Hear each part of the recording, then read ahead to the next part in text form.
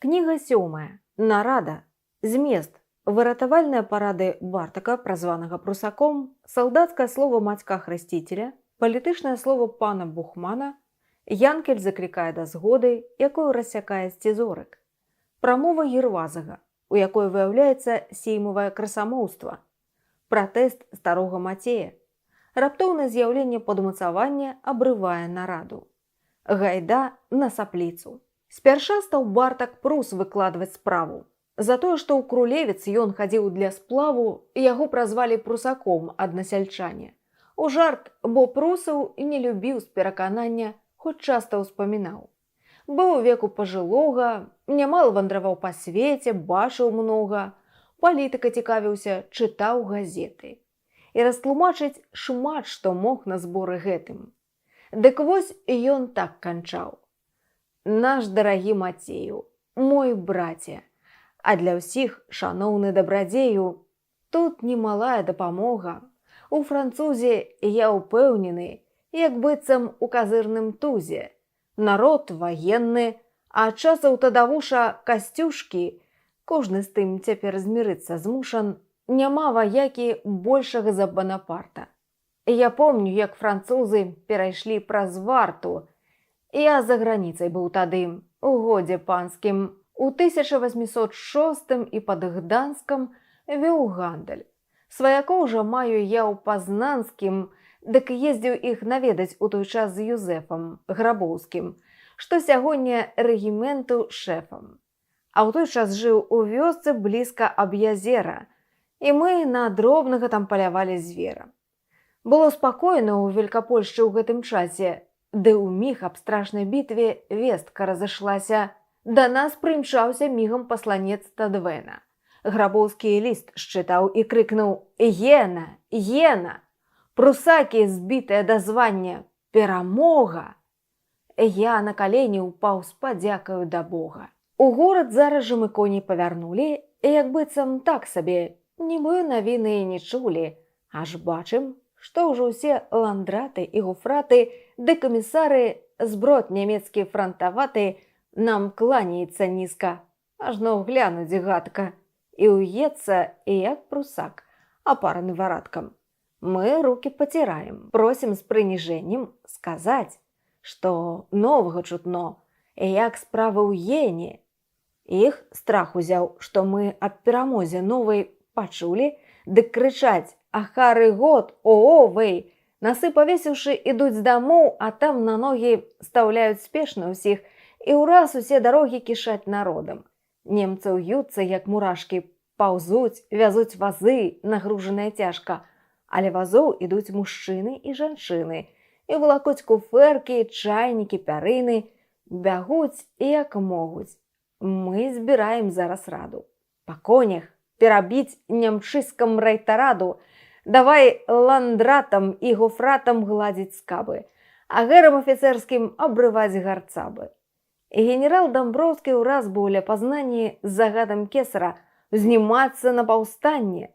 За тыдзень наш народ так высцебаў прусакаў, што і на лякарства не знайшоў бы ні баракаў. А каб і нам сягоння справу так паставіць, і москалям у нас такую ж лазню справіць. Што думаеш, Мацей? Калі ўжо з Банапартам Масква ў нязгодзе, то не скончыцца тут жартам. Герой у свеце першы, войска многа мае. Скажы нам, каралёк, тут мысль твая якая?» Замоўк, і ўсе з Мацея ўжо не зводзяць вока. А ён маўчаў, відаць, задумаўся глыбока, і толькі зрэдку штосьці мацаў каля боку, як бы хапаў за шаблю. З дня няволі краю ўжо шаблі не насіў, але свайго звычаю не кінуў. На ўспамін Масквы за бок хапаўся, нібы намацаць розгу там ён спадзяваўся. І дзеля гэтага празваны быў Забокам. Узнеўшы голову, слухаў ён з прытухшым зрокам. І доўгі час, супроць агульнага чакання, сядзеў схмурнелы.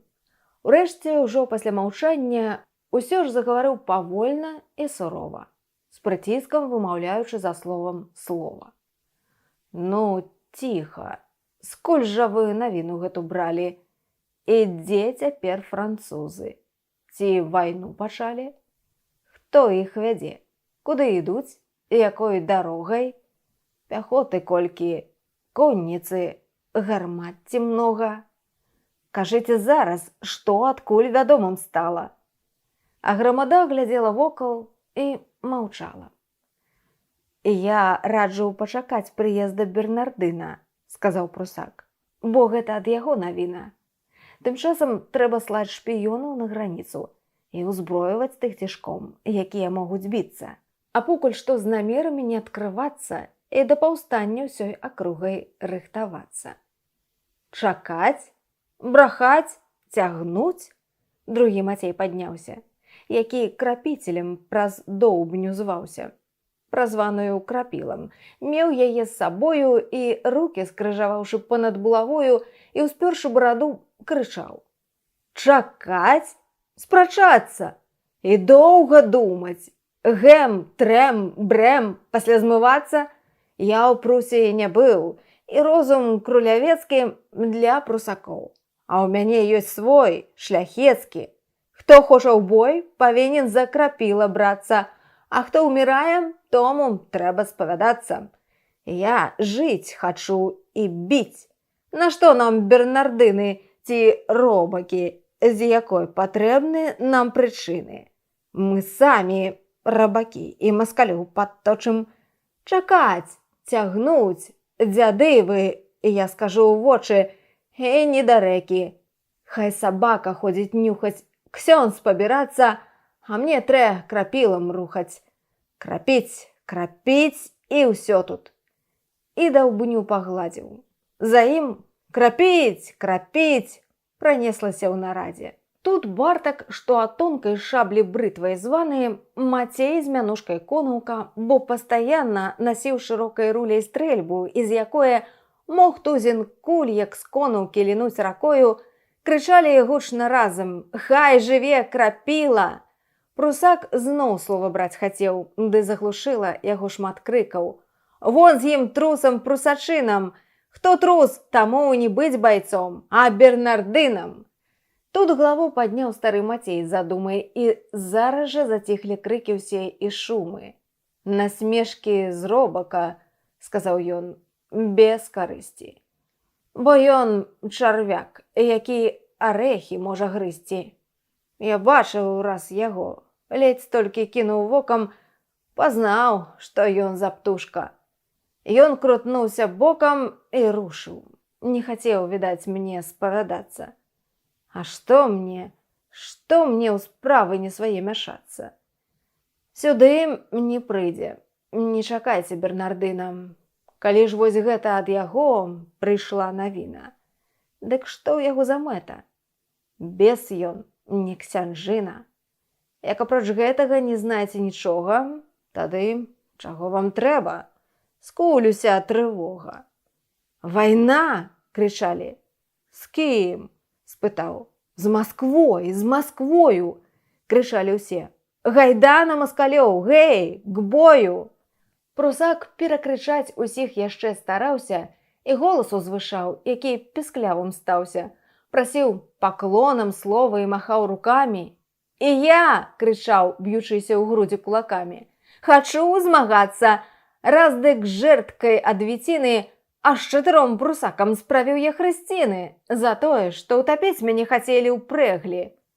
Ты, Бартак, зух, крапіць, крапіць, каб зразу леглі!» – крычаў хрысціцель. «Бог мой, трэба ж хіба ведаць, з кім мы ваюем!» – рваўся Бартак. «Трэ ж разведаць! Адкуль і як пачаць? Падумайце ж вы самі, адразу так народ не вырушыць за намі.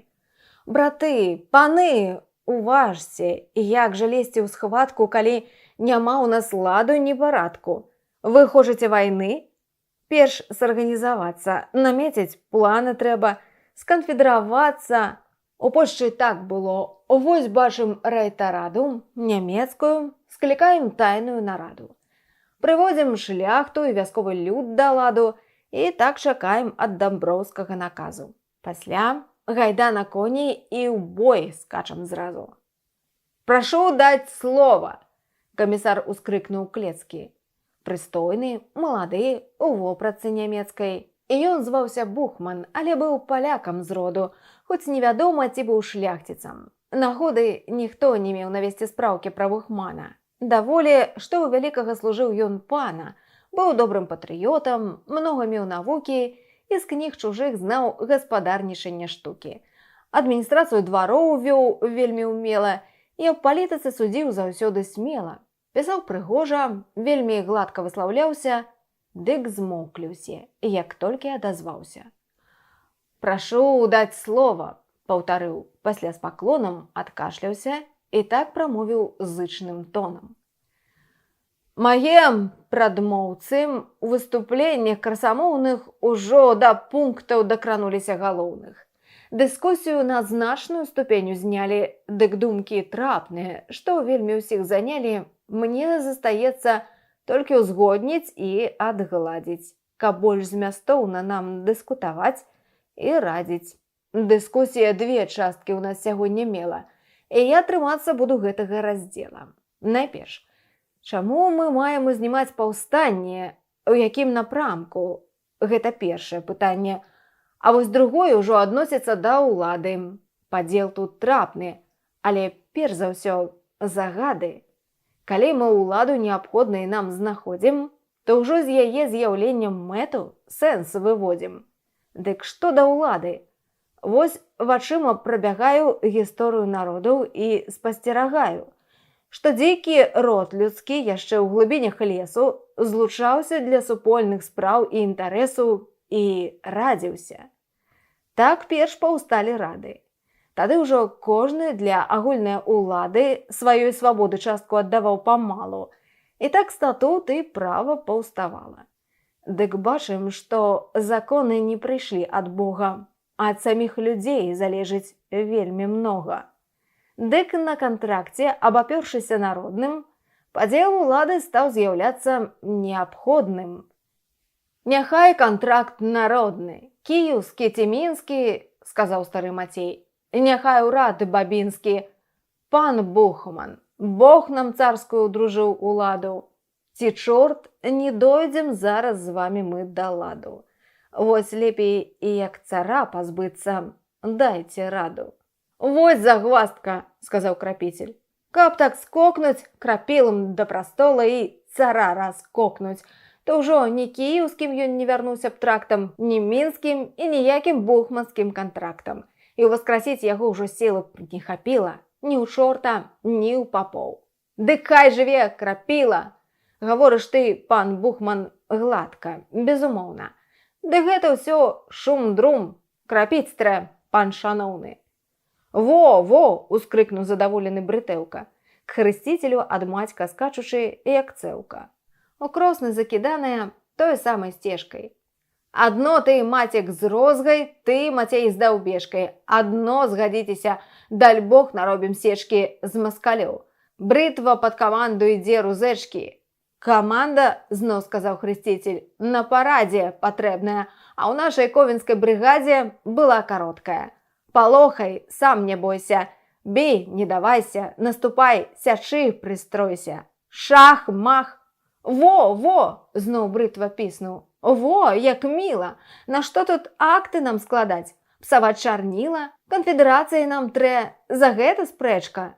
Дык вось, маршалак, наш Мацей з жазлом рузэчкай. Няхай жыве Мацей!» – крычаў хрысціцель, а шляхта крыкнула: «Няхай жыве крапіцель!» Ды па кутах пачуўся шум нездавальнення. Відаць, што ў радзе пачалося раздваенне. Тут Бухман крыкнуў: «Згоды я не пахваляю ніяк!» А хтосьці закрычаў: «Не дазваляю!» Другія ім падтакваюць. У той час груба басіць пачаў прыбыўшы толькі што з Калуба. «Што ж вы, паны дабрынскія, у чым тут справа? Ці вы не ўздумалі нас вылучыць з-пад права? Калі і наказ нам далі сённяшняга ранку, а прыязджаў наш засценак сам Мапанку Рубайла ключнік, то казалі, што ўсю гэту нараду склікалі для цэлага павету, што справа не адных дабрынскіх закранае. Прагаварыўся жробак, бо ён болей знае, чым кажа. Але, зводзячы канцы з канцамі, мы тут. Суседзяў павядоміўшы ганцамі: «Вы не адны, паны дабрынскія, нарэшце. З другіх застенкаў многа, чалавек мо 200, дык радзьма ўсе. Калі маршалка выбіраем, дык галасуйма. Все, аднакі, голас маем. І роўнасць хай жыве». І тут 2 Тарагевічы, 4 Стрыпулкоўскіх і 3 Міцкевічы ускрыкнулі: «Няхай жыве!» А за скалубам крычаць пачаў зноў Бухман: «Згода будзе згубай!» Крапіцель надрываўся: «Выберам і самі! Няхай жыве маршалак! Мацек над мацькамі!» Дабрынскія крычалі: «Мацька, запрашаем!» А ўсе прыезджыя крычаць: «Не дазваляем!» І гэтак раздзяліўся збор на 2 паловы. Крычыць усхвалявана натоўп шматгаловы: «Не дазваляем!» тут і «Просім!» там візгліва. Адзін стары Мацей сядзеў яшчэ маўкліва, і ён адзін не рухаўся, не хваляваўся. Хрысціцель перад ім на доўб не ўспіраўся і галавой паверх яе круціў, нібыта вялікім гарбузом, на доўгі кій узбітым, папераменна ўперад, то назад ківаўся. «Крапіць! Крапіць!» крычаў і ажно надрываўся. Тым часам брытва штораз падбягаў рухавы то да хрысціцеля, то да Мацея лавы, а конаўка змірыць усіх шукаў нагоды, хадзіў між групамі і заклікаў да згоды. У памяшканні ўсё крапіць, галіць гудзела. Мацей маўчаў. Ды ўжо, відаць, яму да дзела. І вось паверх галоў у зборышчы кіпучым пад бэльку шугануў слуп светлы і бліскучы. Быў гэта меч, узнятай моцнай даланёю, 2сечны, 5 шырокі, сажень даўжынёю. Відаць, яшчэ тэўтонскі, з нюрнбергскай сталі. Заціхлі ўсе, на зброю моўчкі пазіралі. Хто ўзняў яе, не ўбачыш, ды згадалі зразу: «Сцізорык!» закрычалі быццам без наказу. «Няхай жыве Сцізорык! Хай жыве Мапанку, Рубайла, Шчэрбец!» несся крык без перастанку.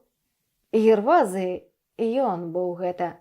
Уміг натоўп прасціснуў, к сярэдзіне пралез, Сцізорыкам зноў бліснуў і вастрыё, схіліўшы ўніз, сказаў: «Мой пане, Сцізорык розачцы прыносіць прывітанне.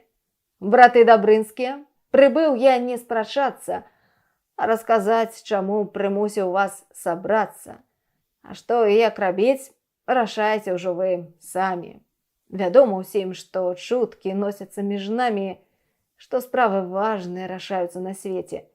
І робак штось казаў ім, самі мы не дзеці». «Мы знаем!» – крыкнулі. «Дык мудрай жа галоўцы, – казаў, – даволі нават 2-3 слоўцы, няпраўда?» «Праўда!» – мовілі. «Калі французскі адтуль надходзіць кесар, згэтуль жа цар рускі, тады вайна няўхільная паміж царамі. Дык, калі так, тады падумайце ж вы самі, ці ж нам цішком сядзець? Вялікага вялікі хай б'е, малы малога. Вось і ўсе тут крыкі, з гары і знізу, гэты гэтага, той тога. Як сеч пачнём, тады ачысціцца дарога, і шчасце ў рэч пасполітую завітае. Няпраўда?» «Праўда!» – крыкнулі. Як знот чытае. «Крапіць!» – хрысціцель крыкнуў. «Справа залатая!» «А я галіць гатоў!» – тут брытвачка азваўся. «Змірыцца толькі трэба!» – конаўка ўмяшаўся. «Адносна выбару маршалка ваяводы». Тут Бухман перабіў. «Дурны шукае згоды, дыскусіі для справаў не прыносяць шкоды. Прашу маўчаць, на гэтым справа скарыстае. Па-новаму яе пан ключнік асвятляе». «А як жа?» – мовіў ключнік. «Не патрэбны крыкі, аб важных справах думае няхай вялікі. Ёсць цар, а будзе зноў кароль, сенат з пасламі. Дык справы важныя, вы ведаеце самі, рашаюцца ў Варшаве, а не ў Дабрыне. І акты пішуцца па гэтай жа прычыне на пергаменце, а не крэйдай на цагліне. Не нам жа акты тут складаць. Пісцоў мы маем каронных і літоўскіх, дык старым звычаем мой доўг з цізорыкам змагацца. І крапілам махаць, дадаў крапіцель, і выколваць шылам, шыдэлка Бартак крыкнуў, выхапіўшы шпагу. З вас кожным, мовіў ключнік, можа даць прысягу, што робак гаварыў. Пакуль спакойна ў свеце, падмесці трэба дом і выкінуць вон смецце. А ведаеце вы, тым смеццем хто ў павеце? Ці добра зразумелі, хто забіў у здрадзе найлепшага з палякаў? Хто ўвесь час у звадзе з гарэшкамі? Астаткі вырваць хто маніцца? Хто рабаўнік? Ці ж трэба вам казаць? Сапліца? Тут конаўка сказаў. Ён лотра. І душитель, падтакнуў брытва. Дык крапіць, гукнуў хрысціцель. Павесіць, крыкнуў Бухман. А чаго вазіцца? Гайда, падняўся крык, гайда граміць сапліцу. А Прус прамовіць за суддзю ўсё ж меў адвагу. Пачаў крычаць у абурэнні за знявагу. Паны, браты, ай, ай, пабоіцеся ж вы Бога. Пан ключнік, што вы? Не звіхнуўся пан нямнога? Ці ж тут пра гэта мова? Калі хто меў брата, нягодніка, дык што? Цяпер яму адплата? Якраз па-хрысціянску. Графа тут каншахты, падумайце, няўжо суддзя благі для шляхты? Няпраўда, далі Бог, вы гэта толькі самі супроць яго пайшлі. Ён хоча згоды з вамі, і свайго адступіць, ды яшчэ і страты плаціць. Што з графам судзіцца? Дык што? У іх грошай хваціць? Ад спрэчкі між панамі што і хто з нас траціць? Суддзя, душитель? Ён жа адмяніў паклоны зямныя пану, аб'явіў сваім прыгонным, што гэта грэх. Не раз ён з мужикамі разам за стол сядае, служыць ім добром і радай, падаткі плаціць за сялян. Не то, што ў клеску, дзе ты, пан Бухман, гаспадарыш па-нямецку. Ён здраднік? Што вы? Я ж калісьці з ім вучыўся. Ён дзецем добрым быў і сёння не змяніўся. Радзіму любіць і звычай стары хавае. Маскоўскіх новых мод і блізка не пускае. Вяртаючыся з Прус, каб немчыны пазбыцца, заходжу ў Сапліцова польскасцю абмыцца. Бо там сапраўды нашых звычаяў сталіца. Даль Бог, дабрынскія, я брат ваш, але знайце, суддзі не дам пакрыўдзіць, лепш не пачынайце. Не так у Велькапольшчы шляхта немцаў біла, які быў дух і згода проста ўспомніць міла, і глупствамі ніхто не запыняў нарадаў. Не глупства тут, ускрыкнуў ключнік, вешаць гадаў. Шум нарастаў, ды янкель понад грамадою, на лаву стаўшы, белы бліснуў барадою, што венікам ажно да пояса звісала. Каўпак лісіны сунуў з главы памалу, а левую рукой ярмолку ўміг паправіў. Пасля, калі за пояс зноў руку уставіў, паклон даў каўпаком і распачаў прамову. Паны дабрынскія, ну кіньце гэту змову, суддзя не брат мне і не сват, но я сапліцаў шаную. З імі можна жыць, ну і мірыцца. Шаную і дабрынскіх барткаў, і мацеяў, ну, як маіх суседзяў і як дабрадзеяў. Дык так кажу, яшчэ вам можна запыніцца, не нападаць, бо вы ж там можаце пабіцца, забіць, а спраўнік, а турма, а сасоры. А ў вёсках жа Сапліцы час ужо каторы стаіць гурма салдатаў. Хай асэсар свісне, дык батальён пяхоты мігам вас расцісне. А што тады? Француз нам зараз не падмога, ну, бо яму да нас далёкая дарога. Габрэя я мала знаю, ну, але ў Бяліцы габрэйчыкаў я бачыў ажно з-пад граніцы. Чуваць, француз стаіць над рэчкай ласасною. Вайна ж, калі і будзе, хіба ж вясною. Ну, я скажу, чакайце. Двор суддзі Сапліцы не будка крамніка, што можа ў воз змясціцца і з'ехаць. Двор стаяў, стаяць і далей будзе. Суддзя не арандатар, і ўсе знаюць людзі, што не ўцячэ, яго вы знойдзеце і на лета. Ды кіньце лепш, і хай заціхне справа гэтая. І абгавораным тут раджу ўсім забыцца. І, калі ласка, усіх прашу паклапаціцца зайсці ў карчму. Сынка мне сора нарадзіла. Я ўсіх частую, будзе музыка на дзіва. Заграем на басэтлі, скрыпках і на дудзе. І мёд стары, які пан Мацік любіць, будзе. Ну і мазуркі. Маю новыя мазуркі і файн спяваць свае я вывучыў бахуркі. Прамова Янкеля, якога ўсе любілі, у сэрцы трапіла сабраным той жа хвілі. І шум вясёлы на двары над разгарнуўся. Ды тут гервазык Янкелю з мячом рвануўся. Той скокнуў з лавы. Ключнік крыкнуў: «Вон, жыдзішча! Не суне дзверы пальцаў, тут табе не ігрышча.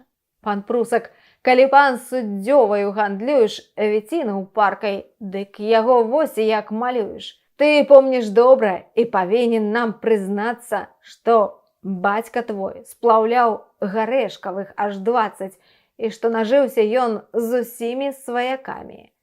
Столь нажываліся дабрынскія вякамі. Старыя могуць голасам пацвердзіць згодным, што стольнік быў для шляхты проста бацькам родным. Хто камісары ў яго маёнтках пінскіх? Дабрынскі. Пісарамі браў каго? Дабрынскіх. Буфетаў замку не даверыў ён нікому, апроч дабрынскіх. Меў дабрынскіх поўна ў дому. І ён падтрымоўваў вашы ў трыбуналах справы. У караля выпрошваў хлеб для вас ласкавы. І копам вашай дзетвары даваў асвету. Ва ўсіх піярскіх школах нашага павету. Дарослым памагаў у людзі свет прабіцца. Пра гэткага суседа грэх, браты, забыцца. А сёння ваш сусед Сапліца робіць многа для вашага добра. Скажыце мне. Нічога, падтакнуў Конаўка. Я помню тую пору, як ён быў гол, а зараз нос дзярэ ўжо ўгору і дзьмецца, пху-пху-пху. Паклікаў на вяселле, паю, а ён не п'е. І я не магу, мне меля, так многа піць, як вы, без меры і граніцы. Вось далекацік з марымонскае мучыцы. Не піў, мы ў горла ліць, і ён зазлаваўся дужа. Чакай, і я з Конаўкі налью табе, мой дружа. О, ёсць, сказаў хрысціцель, і ў мяне прычына яго крапіць. Мой сын разумны быў хлапчына, а зараз, па віне суддзі, мой небарака так адурэў, што ўсе яго зваць сталі Сакам. Казаў яму: чаго ты прэшце ў Сапліцова? Калі заловяць, лазня будзе там гатова. А ён ізноў: да зосіць, разлуг, каноплі. Злавіў яго: давай драць вушы, сыпаць кроплі. Ён плача і крычыць: як, тата, ты б не біўся, туды ісці я мушу. Тут я разгубіўся. Ды што з табой? Я, кажа, Зосю улюбіўся. Ён хоча глянуць на яе, вось небарака. Кажу суддзі: аддай пан Зосю нам за Сака. І ён кажа: замалая, пачакай 3 годы, і як сама захоча. Лотра, ждзе нагоды аддаць другому. Вось як скокну на вяселле, дык крапянуў сваім крапілам па пасцелі. І гэтай Лотра, скрыкнуў ключнік, тут пануе. І вось паноў даўнейшых грабіць і руйнуе. Ці ж так гарэшкаў памяць і імя ўжо згіне? А дзе ж удзячнасць? Мо няма яе ў дабрыне? Браты, вы ж з царскай сілай думалі змагацца, а тут Сапліцы раптам пачалі баяцца. Страх вам турмы? Браты, ды я ж стаю пры праве. Я вас не клічу на разбой. У гэтай справе ўжо выйграў граф. Дэкрэтаў мае ён нямала. Адно іх выканаць заўсёды так бывала. Дэкрэты трыбуналаў шляхта спаганяла, а перш за ўсіх дабрынскія. Дык вось і стала расці ў вас слава. Бо дабрынскія, вы ж самі в наездзе мы з кім ваявалі з маскалямі. Прывёў іх генерал расейскі Вайніловіч. І лотра, друг яго, Воўк з вёскі Лугамовіч. Вы ж помніце, як Воўка мы ў палон узялі, і як на бэльцы ў пуні вешаць ужо сталі за тое, што сялян душыў, в Маскве прадаўся. Жывым тады праз літасць мужикоў застаўся, з маім сцізорыкам, аднак, не размянецца. Наездаў гэтулькі ўжо мне не давядзецца адбыць, з якіх выходзілі мы са здабычай і славай, як шляхоцкі патрабуе звычай. Ды што пра тое ўспамінаць? Пан граф дэкрэты ўсё вырабляе, судзіцца за замак гэты, а з вас ніхто не спачувае адзіноце яго, і з ласкі ворага яго згрызоце. Няма ў яго сяброў, апроч мяне, нікога, і вернага майго сцізорыка старога. Ну і крапіла, тут хрысціцель адазваўся. Дзе ты, там я, плясь, плясь. Адзін ты не застаўся, што два, то два. Даль Бог, ты маеш меч гервазы, а я крапіла. Будзем чысціць ад заразы бакоў. Шах-шах, плясь-плясь. Яны няхай гамоняць. Браты ж мо бартка, уткнуўся брытва, не прагоняць. Што вы намыліце, то брытва зголіць чыста. Я з вамі, конаўка прамовіў урачыста, калі яны ніяк не выберуць маршалка, на што мне галасы ці галкі. Водзе галка. Тут выняў з кішані са звонам кулю ў жменю. Водзе галкі, все аддам сапліцаў пакаленню.